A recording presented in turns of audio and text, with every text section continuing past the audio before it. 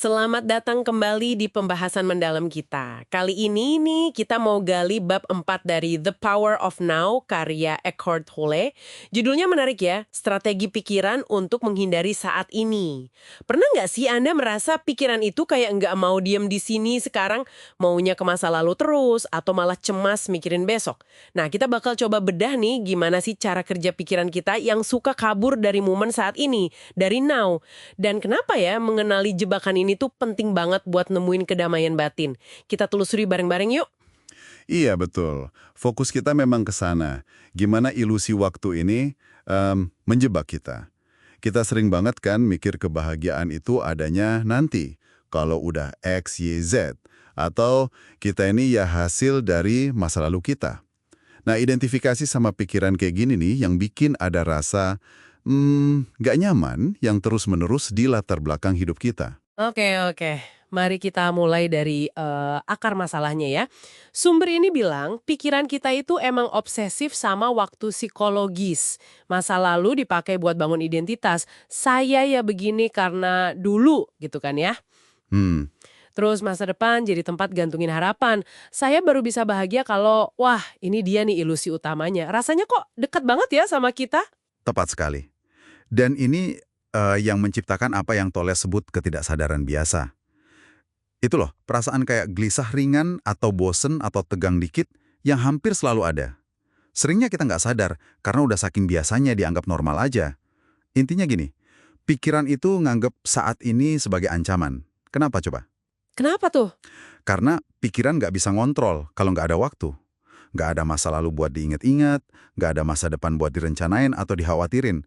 Saat ini itu di luar kendalinya. Wah menarik ya, jadi karena merasa terancam, pikiran cari cara buat menghindar, salah satu yang paling umum disebut di sini adalah nolak apa yang lagi terjadi. Ya kan, pikiran mulai menilai, ngeluh, pokoknya ngejauh dari saat ini. Jadi kayak saat ini tuh musuh gitu. Persis. Coba deh Anda perhatikan, kecenderungan buat ngeluh. Entah diomongin atau cuma di dalam hati. Mengeluh itu kata Tolle, licik loh fungsinya. Bikin kita merasa jadi korban, dan malah nguatin ego kita. Oh gitu ya? Strategi lain, itu tuh rasa pengen selalu ada di tempat lain. Merasa di sini tuh nggak pernah cukup bagus. Bener juga. Itu kan bentuk penolakan juga, tapi halus. Nolak di sini dan sekarang. Belum lagi kalau pikiran kejebak mikir, gimana kalau nanti? Muter-muter skenario masa depan yang bikin cemas. Waduh, ini strateginya halus tapi kuat banget ya efeknya. Terus gimana dong caranya biar kita nggak kejebak terus? Buku ini kan nawarin konsep penyerahan diri atau surrender. Tapi ini bukan berarti pasrah yang lemes gitu kan ya? Bukan sama sekali.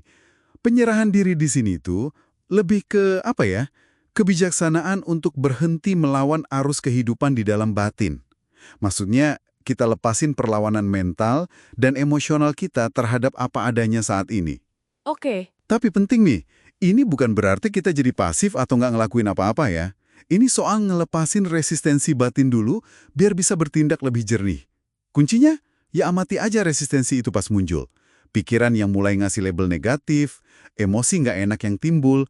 Begitu kita sadar ada resistensi itu, dia mulai kehilangan cengkeramannya. Jadi ini soal mengubah respon internal kita ya, bukan pasrah sama kondisi luar aja. Sumber ini juga kasih pilihan praktis nih kalau ketemu situasi nggak enak. Tinggalkan, ubah, atau terima sepenuhnya. Dan pilihannya itu harus dibuat sekarang. Fokus ke satu hal yang bisa dilakuin saat ini, bukan ke 100 hal di masa depan. Betul. Dan alat utamanya yaitu kehadiran atau presence. Kita jadi semacam pengamat yang tenang buat pikiran dan emosi kita sendiri. Nggak ikut ke bawah arus, nggak ngejudge. Ada momen menarik loh. Pas Anda sadar kalau Anda lagi nggak hadir, misalnya pikiran lagi ngelantur jauh, nah justru di momen kesadaran itu, Anda udah hadir lagi. Oh iya ya? Dengan mengamati pikiran, kita kayak narik kesadaran kita dari pikiran itu, balik lagi ke saat ini. Disinilah kekuatannya. Di saat ini nggak ada masalah. Yang ada cuma situasi yang perlu dihadapi atau diterima. Beban masa lalu, cemas masa depan, itu semua kehilangan dayanya di sini. Oke, jadi kalau dirangkum nih, intinya adalah kita perlu sadar gimana pikiran kita itu secara otomatis sering nolak dan lari dari saat ini. terjebak dalam ilusi waktu, strategi kayak nolak kenyataan, ngeluh terus, cemas soal gimana kalau, itu semua cuma pola pikir yang bisa kita amatin aja. Ya, persis. Dan solusinya adalah bawa kesadaran atau kehadiran ke momen ini. Sesederhana itu, tapi ya butuh latihan. Dengan mengamati resistensi Anda tanpa menghakimi dan menerima apa adanya baik kondisi batin maupun luar, Anda mulai bebas dari kendali pikiran. Anda jadi bisa terhubung lagi sama kedamaian yang lebih dalam, yang nggak goyah sama keadaan luar. Penerimaan total ini inti surrender tadi, dan dari situlah perubahan bisa mulai terjadi. Nah, sebagai penutup nih, mungkin ada satu hal yang bisa Anda coba bawa pulang dan renungkan. Coba deh pilih satu aktivitas rutin yang biasa banget Anda lakukan hari ini. Mungkin pas sikat gigi, atau nyuci piring, atau jalan kaki sebentar aja.